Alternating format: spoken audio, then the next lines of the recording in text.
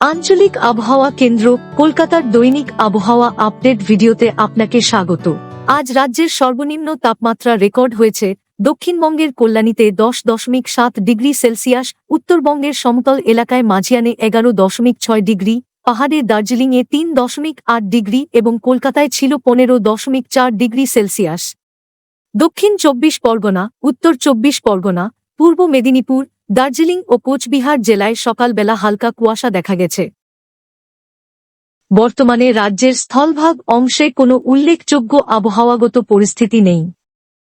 আগামীকাল দার্জিলিং, জলপাইগুড়ি ও কোচবিহার জেলায় ঘন কুয়াশা এবং পরবর্তী দিনে দার্জিলিং, জলপাইগুড়ি, কোচবিহার ও উত্তর দিনাজপুর জেলায় ঘন কুয়াশার সতর্কতা থাকছে।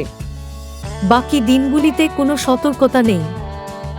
আগামী 7 দিনে রাজ্যের সর্বত্র আবহাওয়া প্রধানত শুষ্ক থাকবে।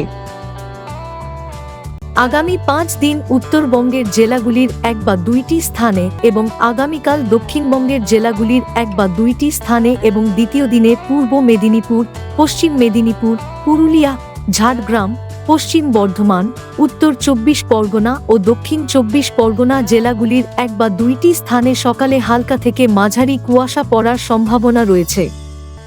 আগামী 7 দিনে পশ্চিমবঙ্গের জেলাগুলিতে রাত্রিকালীন তাপমাত্রায় উল্লেখযোগ্য কোনো পরিবর্তনের সম্ভাবনা নেই। আবহাওয়া সম্পর্কিত আরও আপডেটের জন্য আমাদের অফিসিয়াল ওয়েবসাইটটি অনুসরণ করুন।